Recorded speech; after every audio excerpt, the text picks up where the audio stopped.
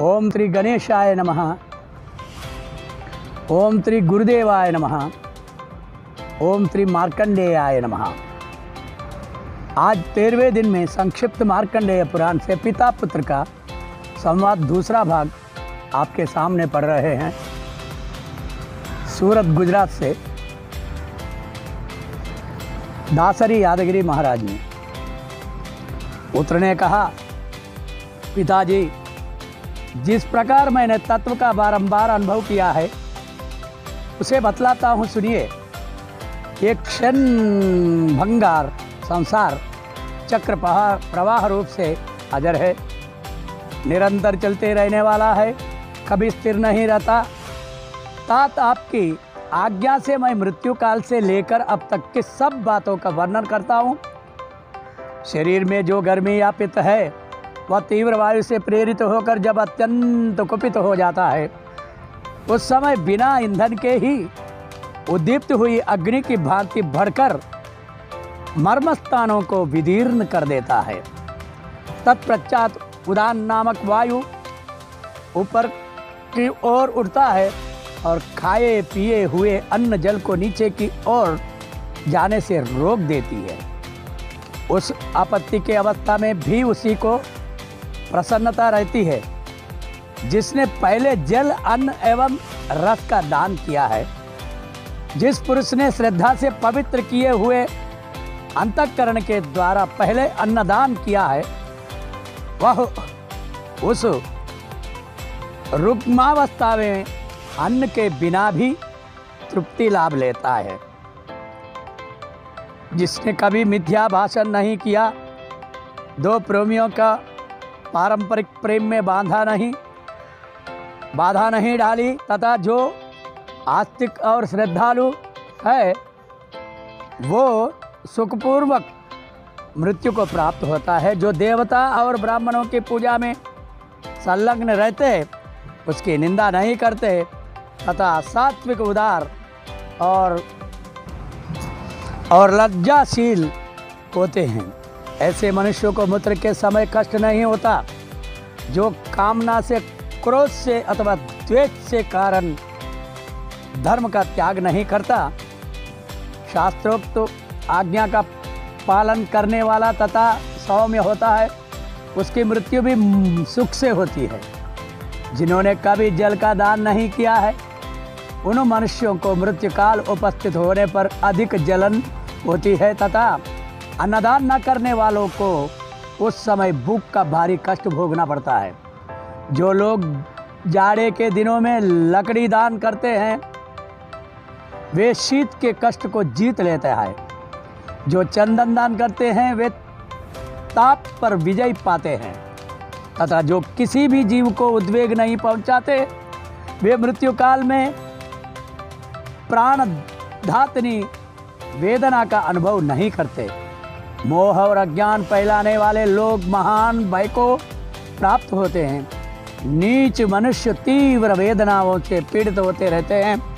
जो झूठी गवाही देते, झूठ बोलते, बुरी बातों का उपदेश देते और वेदों की निंदा करते हैं, ये सब लोग मूर्छाग्रस्त होकर मृत्यु को प्राप्त लेते हैं। ऐसे लोगों की मृत्यु के समय यमराज के दुष्ट दूत हाथों में हथौड़ी एवं मुद्र लिए आते हैं। वे बड़े भयंकर होते हैं और उनकी देह से दुर्गंध निकलती है। उन यमदूतों पर दृष्टि पड़ते ही मनुष्य कांप उठता है और भ्राता, माता तथा पुत्रों का नाम लेकर बारंबार चिल्लाने लगता है। उस समय उसकी वाणी स्पष्ट समझने में नहीं आती। एक ही शब्द, एक ही आवाज़ सी जान पड़ती है। भय के मारे रोगी की आंखों झूमने लगती हैं और उसका मुख सूख जाता है।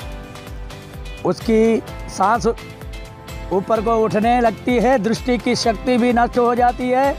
फिर वो अत्यंत वेदना से पीड़ित होकर उस शरीर को छोड़ देता है और वायु के सहारे चलता हुआ वैसे ही दूसरे शरीर को धारण कर लेता है। जो रूप, रंग और अवस्थाओं में पहले शरीर के समान ही होता है, वह शरीर माता पिता के गर्भ से उत्पन्न नहीं, कर्म जनित होता है और यातना भोगने के लिए ही मिलता है। तदनंतर यमराज के दूत शीघ्र ही उसे दारुण पाशों से बांध लेते हैं और डंडों की मारने के व्याकुल करते हुए दक्षिण दिशा की ओर खींच के ले जाते हैं। उस मार्ग पर कहीं तो कुश जमे होते हैं, कहीं कांटे फैले होते हैं, कहीं बॉम्बे की मिट्टियाँ जमी होती है, कहीं लोहे की किले गड़ी होती है और कहीं पथरीली भूमि होने का कारण वह पथ अत्यंत कठोर जान पड़ता है। कहीं जलती हुई आग की लपटे में मिल जाते हैं तो कहीं सैकड़ों गड्ढों के कारण वह मार्ग अत्यंत दुर्गम प्रतीत होता है। कहीं सूर्य इतने तपते हैं कि उस राह में जाने वाले जीव उनकी किरणों से जलने लगता है। ऐसा पथ से यमराज के दूत उसे घसीट कर ले जाते हैं।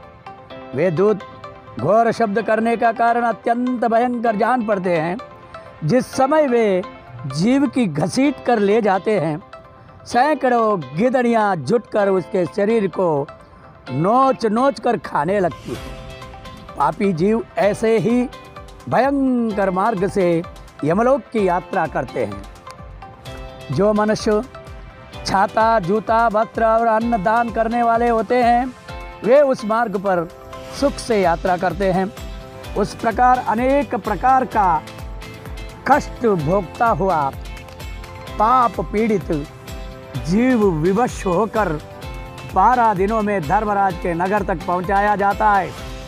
उसके यातनामय शरीर के जलाए जाने पर जीव स्वयं भी अत्यंत दाह का अनुभव करता है। उसी प्रकार मारे और काटे जाने पर भी उसे अत्यंत भयंकर वेदना ही होती है। अधिक देर तक जल में भिगोए जाने के कारण भी जीव को भारी दुख उठाना पड़ता है। इस प्रकार दूसरे शरीर को प्राप्त होने पर भी उसे अपने कर्मों के फलस्वरूप कष्ट भोगने पड़ते हैं। उसके भाई बंधु जो तिल और जल की अंजलि देते तथा पिंड प्रदान करते हैं, वहीं उस मार्ग पर जाते समय उसे खाने को मिलता है। भाई बंधु आदि अशौच के भीतर तेल लगावे और उपटन मलवावे तो उसी से जीव का पोषण किया जाता है, अर्थात वह मैल ही उन्हें खानी पड़ती है। अतः ये वस्तुएं वर्जित है। इसी प्रकार बांधवागन जो कुछ खाते पीते हैं वह मृतक जीव को मिलता है। अतः उन्हें भोजन की शुद्धि पर भी ध्यान देना चाहिए, ध्यान रखना चाहिए। यदि भाई बंधु भूमि पर शयन करे तो उससे जीव को कष्ट नहीं होता और यदि वे उसके निमित्त दान करे तो उससे मृत जीव को बड़ी तृप्ति होती है। यमदूत जब उसे साथ लेकर जाते हैं तो वह 12 दिनों तक अपने घर की ओर देखता है और देखता ही रहता है। उस समय पृथ्वी पर उसके निमित्त जो जल और पिंड दिए जाते हैं उन्हीं की वह उपभोग करते हैं। इसलिए जो 11 दिन 12 दिन के अंदर पिंड प्रदान करते हैं, पिंड में जो देते हैं, अगर पिंड में अन्न दिया या आटा दिया तो वही यमराज के दरवाजे तक जाने तक उसको खाना पड़ता है। मृत्यु से 12 दिन बीतने के पश्चात यमपुरी की ओर खींचकर ले जाए जाने वाला जीव अपने सामने यमराज के नगर को देखता है जो बड़ा ही भयानक है।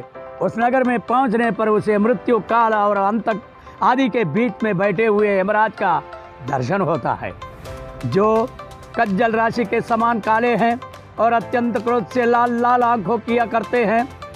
दाढ़ों के कारण उनका मुख बड़ा विकराल दिखलाई पड़ता है। टेढ़ी बाहों से युक्त उनकी आकृति बड़ी भयंकर है। वे कुरूप, भीषण और टेढ़े मेढ़े सैकड़ों रोगों से घिरे रहते हैं। उनकी भुजाएं विशाल हैं। उनके एक हाथ में यमदंड और दूसरे हाथ में पास रहते हैं। देखने में वे बड़े भयानक प्रतीत होते हैं।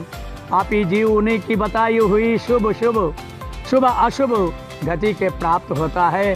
झूठी गवाही देने और झूठ बोलने वाला मनुष्य रौरव नरक में जाता है। अब मैं रौरव का स्वरूप बतलाता हूँ पिताजी, आप ध्यान देकर उसे सुने। रौरव नरक की लंबाई चौड़ाई 2000 योजन की होती है। वह एक गड्ढे के रूप में है जिसकी गहराई घुटनों तक की है। वह नरक अत्यंत दुस्तर है। उसमें भूमि के बराबर तक अंगराशि बिछी रहती है। उसके भीतर की भूमि दहकते हुए अंगारों से बहुत तापी होता है। सारा नरक तीव्र वेग से प्रज्वलित होता रहता है। उसके भीतर यमराज के दूत पापी मनुष्य को डाल देते हैं। वह धकधकती हुई आग में जब जलने लगता है तो इधर उधर दौड़ता है, किंतु पग पग पर उसका पैर जल भुनकर राख हो जाता है। वह दिन रात में कभी एक बार पैर उठाने और रखने में समर्थ होता है। इस प्रकार सहस्त्रों योजनों पार करने पर वह उससे छुटकारा पाता है। फिर दूसरे पापों की शुद्धि के लिए उसे वैसे ही अन्य नरकों में जाना पड़ता है। इस प्रकार सब नरकों में यातना भोग कर निकलने के बाद पापी जीव तीर्थक योनि में जन्म लेता है। क्रमशः कीड़े मकोड़े, पतंगा, हिंसक जीव, मच्छर, हाथी, वृक्ष आदि, गौ, अश्व तथा अन्यायी दुखदायिनी पाप योनि में जन्म धारण करने के पश्चात वह मनुष्य का योनि में आता है।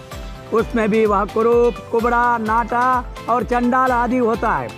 फिर अविशिष्ट पाप और पुण्य से युक्त हो वह क्रमश ऊंचे चढ़ने वाली योनियों में जन्म लेता शुद्ध वैश्य, क्षत्रिय, ब्राह्मण, देवता तथा इंद्र आदि के रूप में उत्पन्न होता है। इस प्रकार पाप करने वाले जीव नरकों के बीच में गिरते हैं। अब पुण्यात्मा जीव जिस प्रकार यात्रा करते हैं उसको सुनिए पप्पा जी। वे पुण्यात्मा मनुष्य धर्मराज की बताई हुई पुण्यमयी गति को प्राप्त होते हैं। उनके साथ गंधर्व गीत गाते चलते हैं, अप्सराएं नृत्य करती रहती हैं तथा वे भांति भांति के दिव्य आभूषणों से सुशोभित हो सुंदर विमानों पर बैठकर यात्रा करते हैं। वहाँ से पृथ्वी पर आने पर वे राजाओं तथा अन्य महात्माओं के कुल में जन्म लेते और सदाचार का पालन करते हैं। वहाँ उन्हें श्रेष्ठ भोग प्राप्त होते हैं। तदनंतर शरीर त्यागने के बाद वे पुनः स्वर्ग आदि ऊपर के लोकों में जाते हैं। ऊपर के लोकों में होने वाली गति को आरोहिणी कहते हैं। फिर वहाँ से पुण्य भोग के पश्चात जो पुण्य लोक में उतरना आता है वह अवरोहिणी गति है। इस अवरोहिणी गति को प्राप्त होने पर मनुष्य फिर पहले की ही भांति आरोहिणी गति को प्राप्त होते हैं। ब्रह्मर्षि जीव की जिस प्रकार पुण्य होती है वह सब प्रसंग मैंने आपसे कह सुनाया। अब जिस तरह जीव गर्भ में आता है उस विषय का भी वर्णन सुन लीजिए। हरि ओम। जीव के जन्म का वृत्तांत तथा महारौरव आदि नरकों का वर्णन आपके सामने कल प्रस्तुत करूंगा। आज संक्षिप्त मार्कंडेय पुराण से पिता पुत्र का संवाद में इतना ही है। हरि ओम। ओम सर्वमंगल मांगल्ये शिवे सर्वार्थ साधिके शरण्ये त्र्यंबके गौरी नारायणे नमोस्तुते। ओम पद्मोद्भव दया पात्रम पद्मशाख प्रवर्तकम लोकोपकारं निरतं मार्कंडेयाय मुनिं भजे। ओम श्री मार्कंडेयाय नमो नमः। अपना चैनल को लाइक करो, शेयर करो, सब्सक्राइब करो।